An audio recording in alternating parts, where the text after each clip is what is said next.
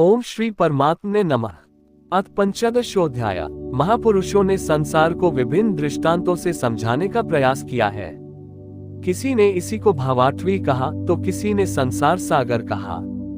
अवस्थाभेद से इसी को भावंदी और भवकूप भी कहा गया और कभी इसकी तुलना गोपद से की गई, अर्थात जितना इंद्रियों का आयतन है उतना ही संसार है। और अंत में ऐसी भी अवस्था आई कि नामुलेद भवसिंधु सुखाही। रामचरितमानस 1:24/4 भवसिंधु भी सूख गया। क्या संसार में ऐसे समुद्र हैं? योगेश्वर श्री कृष्ण ने भी संसार को समुद्र और वृक्ष की संज्ञा दी। अध्याय 12 में उन्होंने कहा, जो मेरे अनन्य भक्त हैं उनका संसार समुद्र से शीघ्र ही उद्धार करने वाला होता हूँ। यहाँ प्रस्तुत अध्याय में योगेश्वर श्री कृष्ण कहते हैं कि संसार एक वृक्ष है, उसको काटते हुए ही योगीजन उस परम पद को खोजते हैं। देखें, श्री भगवान उवाच ऊर्ध्वमूलमद शाखमश्वत्थ प्राहुरव्ययम् छंदांसि यस्य पर्णानि यस्तम वेद स वेदवित्। 1 अर्जुन, ऊर्ध्वमूलम ऊपर को परमात्मा ही जिसका मूल है, अध शाखम नीचे प्रकृति ही जिसकी शाखाएं हैं। ऐसे संसार रूपी पीपल के वृक्ष को अविनाशी कहते हैं। वृक्ष तो अश्व अर्थात कल तक भी रहने वाला नहीं, जब चाहे कट जाए, किंतु है अविनाशी।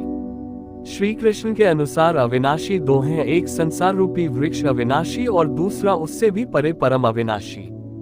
वेद इस अविनाशी संसार विटप के पत्ते कहे गए हैं। जो पुरुष इस संसार रूपी वृक्ष को देखते हुए विदित कर लेता है वह वेद का ज्ञाता है। जिसने उस संसार वृक्ष को जाना है उसने वेद को जाना है, न कि ग्रंथ पढ़ने वाला। पुस्तक पढ़ने से तो उधर बढ़ने की प्रेरणा मात्र मिलती है, पत्तों के स्थान पर वेद की क्या आवश्यकता है। वस्तुतः पुरुष भटकते भटकते जिस अंतिम कोपल अर्थात अंतिम जन्म को लेता है, वहीं से वेद के वे छंद जो कल्याण का सृजन करते हैं, प्रेरणा देते हैं, वहीं से उनका उपयोग है। वहीं से भटकाव समाप्त हो जाता है, वह स्वरूप की ओर घूम जाता है। तथा अधश्चोर्ध्वं प्रसृतास्तस्य शाखा गुण प्रवृद्धा विषय प्रवाला अधश्च मूलान्यनुसंततानि कर्मानुबंधिनी मनुष्यलोके। 2 इस संसार वृक्ष की तीनों गुणों के द्वारा बढ़ी हुई विषय और भोग रूप कोपलों वाली शाखाएं नीचे और ऊपर सर्वत्र फैली हुई हैं। नीचे की ओर कीट पतंग पर्यंत और ऊपर देवभाव से लेकर ब्रह्मा पर्यंत सर्वत्र फैली हुई हैं तथा केवल मनुष्य योनि में कर्मों के अनुसार बांधने वाली हैं। अन्य सभी योनियां भोग भोगने के लिए हैं। मनुष्य योनि ही कर्मों के अनुसार बंधन तैयार करती है। न रूपमस्येह तथोपलभ्यते नान्तो न चादिर्न च संप्रतिष्ठा अश्वत्थमेन सुविरुमूल मस्नगशस्त्रेण दृढ़ छित्त्वा। 3 परंतु इस संसार वृक्ष का रूप जैसा कहा गया है वैसा यहाँ नहीं पाया जाता, क्योंकि न तो इसका आदि है, न अंत है, और न अच्छी प्रकार से इसकी स्थिति ही है, क्योंकि यह परिवर्तनशील है। इस सुदृढ़ मूल वाले संसार रूपी वृक्ष को दृढ़ अस्त्रशस्त्रेण असंग अर्थात वैराग्य रूपी शस्त्र द्वारा काटकर संसार रूपी वृक्ष को काटना है। ऐसा नहीं कि पीपल की जड़ में परमात्मा रहते हैं या पीपल का पत्ता वेद है और आरती करने लगे पेड़ की। इस संसार वृक्ष का मूल तो स्वयं परमात्मा ही बीज रूप से प्रसारित है, तो क्या वह भी कट जाएगा? दृढ़ वैराग्य द्वारा इस प्रकृति का संबंध विच्छेद हो जाता है, यही काटना है। काट कर करे क्या? तत्पदम तत्परिमार्गियव्यम यस्मिंगता न निवर्तन्ति भूये तमेव चाद्यम पुरुष प्रपद्ये यत् प्रवृत्ति प्रसृता पुराणी। 4 दृढ़ वैराग्य द्वारा संसार विटप को काटने के उपरांत उस परम पद परमेश्वर को अच्छी प्रकार खोजना चाहिए, जिसमें गए हुए पुरुष फिर पीछे संसार में नहीं आते, अर्थात पूर्ण निवृत्ति प्राप्त कर लेते हैं। किंतु उसकी खोज किस प्रकार संभव है? योगेश्वर कहते हैं, इसके लिए समर्पण आवश्यक है। जिस परमेश्वर से पुरातन संसार वृक्ष की प्रवृत्ति विस्तार को प्राप्त हुई है, उसी आदि पुरुष परमात्मा की मैं शरण हूँ। उनकी शरण गए बिना वृक्ष मिटेगा नहीं। अब शरण में गया हुआ वैराग्य में स्थित पुरुष कैसे समझे कि वृक्ष कट गया? उसकी पहचान क्या है? इस पर कहते हैं, निर्मान मोहा जित गदोषा अध्यात्म नित्या विनिवृत्त कामा द्वंद्वैर विमुक्ता सुख दुख खस्नज्ञायी रगच्छन्त्य मूढ़ा पद्मव्ययम् तात। 5 उपर्युक्त प्रकार के समर्पण से जिनका मोह और मान नष्ट हो गया है, आसक्ति रूपी संगदोष जिन्होंने जीत लिया है, अध्यात्म नित्या परमात्मा के स्वरूप में जिनकी निरंतर स्थिति है, जिनकी कामनाएं विशेष रूप से निवृत्त हो गई हैं और सुख दुख ख के द्वंद्वों से विमुक्त हुए ज्ञानीजन उस अविनाशी परम पद को प्राप्त होते हैं। जब तक यह अवस्था नहीं आती तब तक संसार वृक्ष नहीं कटता। यहाँ तक वैराग्य की आवश्यकता रहती है। उस परम पद का क्या स्वरूप है जिसे पाते हैं? न तद्भास्यते सूर्यो न शशांको न पावक यद्गत्वा न निवर्तन्ते तद्धाम परमं माम। 6 उस परम पद को न सूर्य न चंद्रमा और न अग्नि ही प्रकाशित कर पाते हैं। जिस परम पद को प्राप्त कर मनुष्य पीछे संसार में नहीं आते हैं वही मेरा परमधाम है, अर्थात उनका पुनर्जन्म नहीं होता। इस पद की प्राप्ति में सबका समान अधिकार है।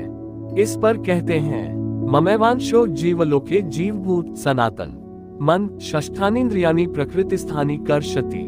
7 जीवलोके अर्थात इस देह में शरीर ही लोक है। ये जीवात्मा मेरा ही सनातन अंश है और वही इस त्रिगुणमयी माया में स्थित मन और पांचों इंद्रियों को आकर्षित करता है। भला कैसे? शरीर यद्वाप्नोति यच्चाप्युत्क्रांतीश्वर गृहीत्वैतानि संयाति वायुर्गंधानिवास्यात्। 8 जिस प्रकार वायु गंध के स्थान से गंध को ग्रहण करके ले जाता है, ठीक उसी प्रकार देह का स्वामी जीवात्मा जिस पहले शरीर को त्यागता है उससे मन और पांचों ज्ञानेंद्रियों के कार्यकलापों को ग्रहण करके आकर्षित करके साथ लेकर फिर जिस शरीर को प्राप्त होता है उसमें जाता है। जब अगला शरीर तत्काल निश्चित है तो आटे का पिंड बनाकर किसे पहुंचाते हैं? लेता कौन है? इसलिए श्री कृष्ण ने अर्जुन से कहा कि यह अज्ञान तुझे कहां से उत्पन्न हो गया कि पिंडदक क्रिया लुप्त हो जाएगी। वहां जाकर करता क्या है? मन सहित 6 इंद्रियां कौन है?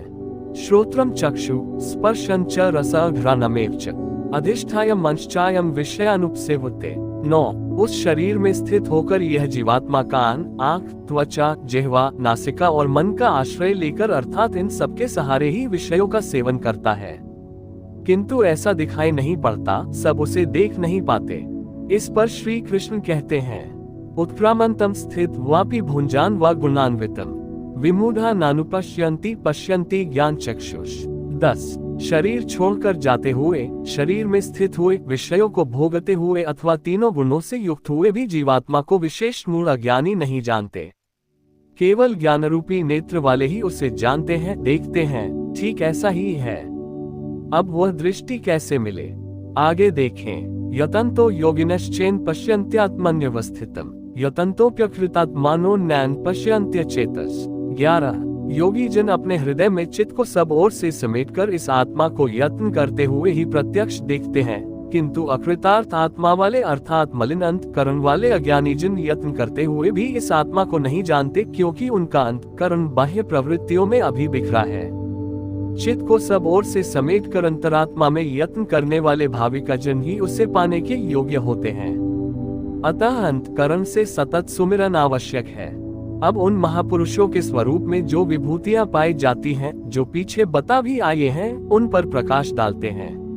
यदादित्यगतम तेजो जगद भास्यतेखिलम यच्चंद्रमसि यच्चाग्नो तत्तेजो विद्धि मामकम। 12 जो तेज सूर्य में स्थित हुआ संपूर्ण जगत को प्रकाशित करता है, जो तेज चंद्रमा में स्थित है और जो तेज अग्नि में है, इसे तू मेरा ही जान। अब उस महापुरुष की कार्य प्रणाली बताते हैं। गामाविश्य च भूतानि धारयाम्यहमोजसा पुष्णामि चौषधि सर्वा सुमो भूत्वा रसात्मक। 13 मैं ही पृथ्वी में प्रवेश करके अपनी शक्ति से सब भूतों को धारण करता हूँ और चंद्रमा में रस स्वरूप होकर संपूर्ण वनस्पतियों को पुष्ट करता हूँ। अहम वैश्वानरो भूत्वा प्राणिना देहमाश्रित प्राणापान समायुक्त पचाम्यन्न चतुर्विधम। 14 मैं ही प्राणियों के शरीर में अग्निरूप से स्थित होकर प्राण और अपान से युक्त हुआ 4 प्रकार के अन्न को पचाता हूँ। अध्याय 4 में स्वयं योगेश्वर श्री कृष्ण ने इंद्रियाग्नि, संयमाग्नि, योगाग्नि, प्राण अपानाग्नि, ब्रह्माग्नि इत्यादि 13-14 अग्नियों का उल्लेख किया, जिनमें सबका परिणाम ज्ञान है। ज्ञान ही अग्नि है। श्री कृष्ण कहते हैं ऐसा अग्निस्वरूप होकर प्राण और अपान से युक्त 4 विधियों से जब सदैव श्वास प्रश्वास से होता है, उसकी 4 विधियां बैखरी, मध्यमा, पश्यंती और परा है। इन 4 विधियों से तैयार होने वाले अन्न को मैं ही पचाता हूँ। श्री कृष्ण के अनुसार ब्रह्म ही एकमात्र अन्न है जिससे आत्मा पूर्ण तृप्त हो जाता है, फिर कभी अतृप्त नहीं होता। शरीर के पोषक प्रचलित अन्नों को योगेश्वर ने आहार की संज्ञा दी है, युक्ताहार। वास्तविक अन्न परमात्मा है। बैटरी, मध्यमा, पश्यंती और परा की 4 विधियों से निकलकर ही वह अन्न परिपक्व होता है। इसी को अनेक महापुरुषों ने नाम, रूप, लीला और धाम कहा है। पहले नाम का जप होता है, क्रमशः हृदय देश में इष्ट का स्वरूप प्रकट होने लगता है। तत्पश्चात उसकी लीला का बोध होने लगता है कि वही ईश्वर किस प्रकार कण कण में व्याप्त है, किस प्रकार वह सर्वत्र कार्य करता है। इस प्रकार हृदय देश में क्रियाकलापों का दर्शन ही लीला है, बाहर की रामलीला रासलीला नहीं। और उस ईश्वरीय लीला की प्रत्यक्ष अनुभूति करते हुए जब मूल लीलाधारी का स्पर्श मिलता है, तब धाम की स्थिति आती है। उसे जानकर साधक उसी में प्रतिष्ठित हो जाता है। उसमें प्रतिष्ठित होना और परावाणी की परिपक्वावस्था में परब्रह्म का स्पर्श कर उसमें स्थित होना दोनों साथ साथ होता है। इस प्रकार प्राण और अपान अर्थात श्वास और प्रश्वास से युक्त होकर 4 विधियों से अर्थात बैटरी, मध्यमा, पश्यंती और क्रमशः उत्थान होते होते परा की पूर्ति काल में वह अन्न ब्रह्म परिपक्व हो जाता है, मिल भी जाता है, पच भी जाता है और पात्र भी परिपक्व ही है। सर्वस्य चाहम हृदि सन्निविष्टो मत स्मृतिर्ज्ञानम पोहंच वेदैशित सर्वैरहमेव वेद्यो वेदांतकृत वेदविदेव चाहम। 15 मैं ही सब प्राणियों के हृदय में अंतर्यामी रूप से स्थित हूँ। मुझसे ही स्वरूप की स्मृति सुरती, जो तत्व परमात्मा विस्मृत है उसका स्मरण हो आना होती है। प्राप्ति काल का चित्रण है। स्मृति के साथ ही ज्ञान साक्षात्कार और अपोहन अर्थात बाधाओं का शमन मुझ इष्ट से ही होता है। सब वेदों द्वारा मैं ही जानने योग्य हूँ। वेदांत का कर्ता अर्थात वेदस्य अंत, सब वेदांत अलग था तभी तो जानकारी हुई। जब जानते ही उसी स्वरूप में प्रतिष्ठित हो गया तो कौन किसको जाने। वेद की अंतिम स्थिति का कर्ता मैं ही हूँ और वेदविद अर्थात वेद का ज्ञाता भी मैं ही हूँ। अध्याय के आरंभ में उन्होंने कहा है कि संसार वृक्ष है, ऊपर परमात्मा मूल और नीचे प्रकृति पर्यंत शाखाएं हैं। जो इसे मूल से प्रकृति का विभाजन करके जानता है, मूल से जानता है, वह वेदविद है। यहाँ कहते हैं कि मैं वेदविद हूँ। उसे जो जानता है, श्री कृष्ण ने अपने को उसकी तुलना में खड़ा किया कि वह वेदविद है, मैं वेदविद हूँ। श्री कृष्ण भी एक तत्वज्ञ महापुरुष, योगियों के भी परम योगी थे। यहाँ ये प्रश्न पूरा हुआ। अब बताते हैं कि संसार में पुरुष का स्वरूप 2 प्रकार का है। द्वाविमो पुरुषो लोके क्षरश्चाक्षरैश्च क्षर सर्वाणि भूतानि कूटस्थोक्षर उच्यते। 16 अर्जुन, इस संसार में क्षर क्षय होने वाले, परिवर्तनशील और अक्षर अक्षय अपरिवर्तनशील ऐसे 2 प्रकार के पुरुष हैं। उनमें संपूर्ण भूतों प्राणियों के शरीर तो नाशवान है, क्षर पुरुष हैं, आज हैं तो कल नहीं रह जाएंगे, और दूसरा कूटस्थ पुरुष अविनाशी कहा जाता है।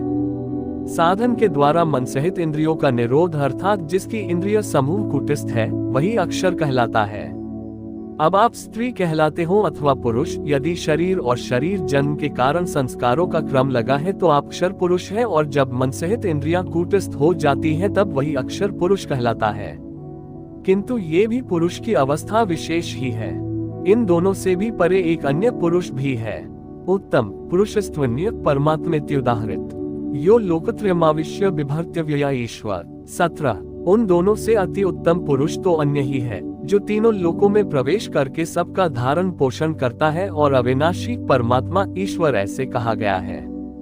परमात्मा अव्यक्त, अविनाशी, पुरुषोत्तम इत्यादि उसके परिचायक शब्द हैं। वस्तुतः वह अन्य ही है अर्थात अनिर्वचनीय है। ये क्षर अक्षर से परे महापुरुष की अंतिम अवस्था है, जिसको परमात्मा इत्यादि शब्दों से इंगित किया गया है, किंतु वह अन्य है अर्थात अनिर्वचनीय है। उसी स्थिति में योगेश्वर श्री कृष्ण अपना भी परिचय देते हैं। यथा यस्मात्क्षरम तितोहम अक्षरात् पिच्चोत्तम अतोस्मि लोके वेदे च प्रथित पुरुषोत्तम। 18 मैं उपर्युक्त नाशवान परिवर्तनशील क्षेत्र से सर्वथा अतीत हूँ और अक्षर अविनाशी कूटस्थ पुरुष से भी उत्तम हूँ, इसलिए लोक और वेद में पुरुषोत्तम नाम से प्रसिद्ध हूँ। यो मामेव सम्मो जानाति पुरुषोत्तमम स सर्वविद भजति मां सर्वभावेन भारत। 19 हे भारत, जैसा कि ऊपर कहा गया है कि इस प्रकार जो ज्ञानी पुरुष मुझ पुरुषोत्तम को साक्षात जानता है, वह सर्वज्ञ पुरुष सब प्रकार से मुझ परमात्मा को ही भजता है, वह मुझसे विलग नहीं है। इति गुह्यतमन शास्त्रमिद मुक्तम मयांग एद बुद्धवा बुद्धिमान स्यात् कृतकृत्यश्च भारत।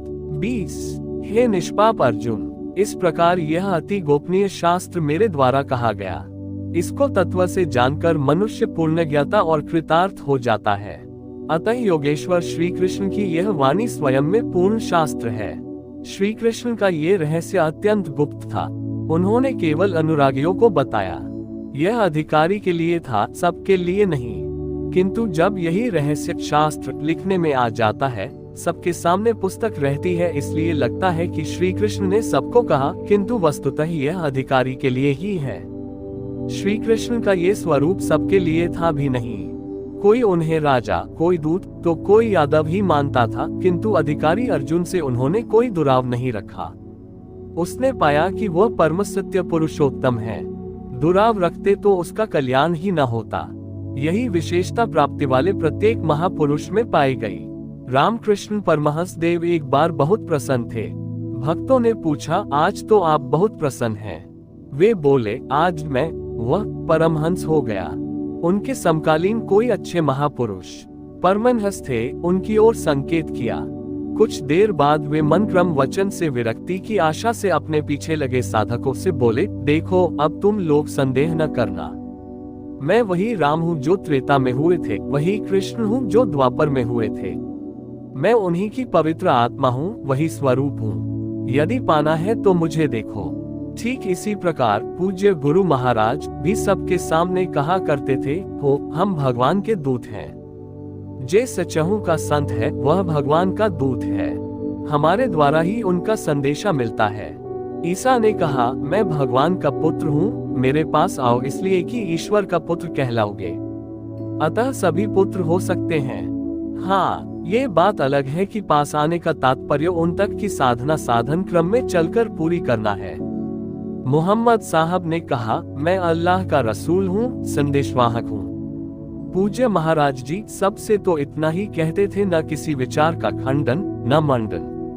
किंतु जो विरक्ति में पीछे लगे थे, उनसे कहते थे, केवल मेरे स्वरूप को देखो। यदि तुम्हें उस परम तत्व की चाह है तो मुझे देखो, संदेह मत करो। बहुतों ने संदेह किया तो उनको अनुभव में दिखाकर, डांट फटकार कर, उन बाह्य विचारों से हटाकर, जिनमें योगेश्वर श्री कृष्ण के अनुसार अध्याय 2/40-43 अनंत पूजा पद्धतियां हैं, अपने स्वरूप में लगाया। वे अद्यावधि महापुरुष के रूप में अवस्थित हैं। इसी प्रकार श्री कृष्ण की अपनी स्थिति गोपनीय तो थी, किंतु अपने अनन्य भक्त पूर्ण अधिकारी अनुरागी अर्जुन के प्रति उन्होंने उसे प्रकाशित किया। हर भक्त के लिए संभव है, महापुरुष लाखों को उस रास्ते पर चला देते हैं। निष्कर्ष, इस अध्याय के आरंभ में योगेश्वर श्री कृष्ण ने बताया कि संसार एक वृक्ष है, पीपल जैसा वृक्ष है। पीपल एक उदाहरण मात्र है। ऊपर इसका मूल परमात्मा और नीचे प्रकृति पर्यंत इसकी शाखा प्रशाखाएं हैं। जो इस वृक्ष को मूल सहित विदित कर लेता है, वह वेदों का ज्ञाता है। इस संसार वृक्ष की शाखाएं ऊपर और नीचे सर्वत्र व्याप्त हैं और मूलानी, उसकी जड़ों का जाल भी ऊपर और नीचे सर्वत्र व्याप्त है, क्योंकि वह मूल ईश्वर है और वही बीज रूप से प्रत्येक जीव हृदय में निवास करता है। पौराणिक आख्यान है कि एक बार कमल के आसन पर बैठे हुए ब्रह्मा जी ने विचार किया कि मेरा उद्गम क्या है। जहां से वे पैदा हुए थे, उस कमल नाल में प्रवेश करते चले गए। अनवरत चलते रहे, किंतु अपना उद्गम न देख सके। तब हताश होकर वे उसी कमल के आसन पर बैठ गए। चित्त का निरोध करने में लग गए और ध्यान के द्वारा उन्होंने अपना मूल उद्गम पा लिया, परमतत्व का साक्षात्कार किया, स्तुति की। परमस्वरूप से ही आदेश मिला कि मैं हूं तो सर्वत्र, किंतु मेरी प्राप्ति का स्थान मात्र हृदय है। हृदय देश में जो ध्यान करता है, वो मुझे प्राप्त कर लेता है। ब्रह्मा एक प्रतीक है। योग साधना की एक परिपक्व अवस्था में इस स्थिति की जागृति है। ईश्वर की ओर उन्मुख ब्रह्मविद्या से संयुक्त बुद्धि ही ब्रह्मा है। कमल पानी में रहते हुए भी निर्मल और निर्लेप रहता है। बुद्धि जब तक इधर उधर ढूंढती है, तब तक नहीं पाती, और जब वही बुद्धि निर्मलता के आसन पर आसीन होकर मन सहित इंद्रियों को समेटकर हृदय देश में निरोध कर लेती है, उस निरोध के भी विलीनीकरण की अवस्था में अपने ही हृदय में परमात्मा को पा लेती है। यहाँ भी योगेश्वर श्री कृष्ण के अनुसार संसार वृक्ष है, जिसका मूल सर्वत्र है और शाखाएं सर्वत्र हैं। कर्मानुबंधिनी मनुष्य लोके, कर्मों के अनुसार केवल मनुष्य योनि में बंधन तैयार करता है, बांधता है। अन्य योनियां तो इन्हीं कर्मों के अनुसार भोग भोगती हैं। अतः दृढ़ वैराग्य रूपी शस्त्र द्वारा इस संसार रूपी पीपल के वृक्ष को तू काट और उस परम पद को ढूंढ जिसमें गए हुए महर्षि पुनर्जन्म को प्राप्त नहीं होते। कैसे जाना जाए कि संसार वृक्ष कट गया? योगेश्वर कहते हैं कि जो मान और मोह से सर्वथा रहित है, जिसने संग दोष जीत लिया है, जिसकी कामनाएं निवृत्त हो गई हैं और जो द्वंद्व से मुक्त है, वह पुरुष उस परम तत्व को प्राप्त होता है। उस परम पद को न सूर्य, न चंद्रमा और न अग्नि ही प्रकाशित कर पाते हैं, वह स्वयं प्रकाश रूप है। जिसमें गए हुए पीछे लौटकर नहीं आते, वह मेरा परमधाम है, जिसे पाने का अधिकार सबको है, क्योंकि यह जीवात्मा मेरा ही शुद्ध अंश है। शरीर का त्याग करते समय जीवात्मा मन और पांचों ज्ञानेंद्रियों के कार्यकलापों को लेकर नए शरीर को धारण करता है। संस्कार सात्विक है तो सात्विक स्तर पर पहुंच जाता है, राजसी है तो मध्यम स्थान पर और तामसी रहने पर जघन्य योनियों तक पहुंच जाता है तथा इंद्रियों के अधिष्ठाता मन के माध्यम से विषयों को देखता और भोगता है। ये दिखाई नहीं पड़ता, इसे देखने की दृष्टि ज्ञान है। कुछ याद कर लेने का नाम ज्ञान नहीं है। योगी जन हृदय में चित्त को समेटकर प्रयत्न करते हुए ही उसे देख पाते हैं, अतः ज्ञान साधनगम्य है। हाँ, अध्ययन से उसके प्रति रुझान उत्पन्न होती है। संशय युक्त अकृतात्मा लोग प्रयत्न करते हुए भी उसे नहीं देख पाते। यहाँ प्राप्ति वाले स्थान का चित्रण है, अतः उस अवस्था की विभूतियों का प्रवाह स्वाभाविक है। उन पर प्रकाश डालते हुए योगेश्वर श्री कृष्ण कहते हैं कि सूर्य और चंद्रमा में मैं ही प्रकाश हूँ, अग्नि में मैं ही तेज हूँ, मैं ही प्रचंड अग्नि रूप से 4 विधियों से परिपक्व होने वाले अन्न को पचाता हूँ। श्री कृष्ण के शब्दों में अन्न एकमात्र ब्रह्म है। अन्न ब्रह्मेति व्यजानात, तैत्तिरीय उपनिषद भृगुबल्ली 2, जिसे प्राप्त कर यह आत्मा तृप्त हो जाती है। बैखरी से परापर्यंत अन्न पूर्ण परिपक्व होकर पच जाता है, वह पात्र भी खो जाता है। इस अन्न को मैं ही पचाता हूँ, अर्थात सद्गुरु जब तक रथी न हो तब तक यह उपलब्धि नहीं होती। इस पर बल देते हुए योगेश्वर श्री कृष्ण पुनः कहते हैं कि संपूर्ण प्राणियों के अंतर्देश में स्थित होकर मैं ही स्मृति दिलाता हूँ। जो स्वरूप विस्मृत था उसकी स्मृति दिलाता हूँ। स्मृति के साथ मिलने वाला ज्ञान भी मैं ही हूँ। उसमें आने वाली बाधाओं का निदान भी मुझसे होता है। मैं ही जानने योग्य हूँ और विदित हो जाने के बाद जानकारी का अंतकर्ता भी मैं ही हूँ। कौन किसे जाने, मैं वेदवित हूँ। अध्याय के प्रारंभ में कहा, जो संसार वृक्ष को मूल सहित जानता है वह वेदवित है, किंतु उसको काटने वाला ही जानता है। यहाँ कहते हैं मैं भी वेदवित हूँ। उन वेदविदों में अपनी भी गणना करते हैं। अतः श्री कृष्ण भी यहाँ वेदविद पुरुषोत्तम है, जिसे पाने का अधिकार मानव मात्र को है। अंत में उन्होंने बताया कि लोक में 2 प्रकार के पुरुष हैं। भूतादिकों के संपूर्ण शरीर क्षर हैं। मन की कूटस्थ अवस्था में यही पुरुष अक्षर है, किंतु है द्वंद्वात्मक और इससे भी परे जो परमात्मा, परमेश्वर, अव्यक्त और अविनाशी कहा जाता है, वह वस्तुतः अन्य ही है। ये क्षर और अक्षर से परे वाली अवस्था है, यही परम स्थिति है। इससे संगत करते हुए कहते हैं कि मैं भी क्षर अक्षर से परे वही हूँ, इसलिए लोग मुझे पुरुषोत्तम कहते हैं। इस प्रकार उत्तम पुरुष को जो जानते हैं वे ज्ञानी भक्त जन सदैव सब ओर से मुझे ही भजते हैं। उनकी जानकारी में अंतर नहीं है। अर्जुन, यह अत्यंत गोपनीय रहस्य मैंने तेरे प्रति कहा। प्राप्ति वाले महापुरुष सबके सामने नहीं कहते, किंतु अधिकारी से दुराव भी नहीं रखते। अगर दुराव करेंगे तो वह पाएगा कैसे? इस अध्याय में आत्मा की 3 स्थितियों का चित्रण क्षर, अक्षर और अति उत्तम पुरुष के रूप में स्पष्ट किया गया, जैसा इससे पहले किसी अन्य अध्याय में नहीं है।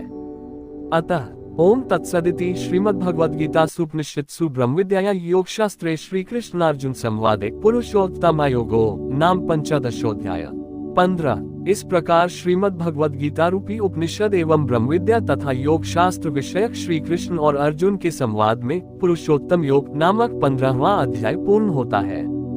इति श्रीमद् परमहंस परमानंदस्य शिष्य स्वामी गणानंद कृते श्रीमद् भगवद गीताया यथार्थ गीता भाष्ये पुरुषोत्तम योगो नाम 15 15। इस प्रकार श्रीमद् परमहंस परमानंद जी के शिष्य स्वामी गणानंदकृत श्रीमद् भगवद गीता के भाष्य यथार्थ गीता में पुरुषोत्तम योग नामक 15वां अध्याय पूर्ण होता है।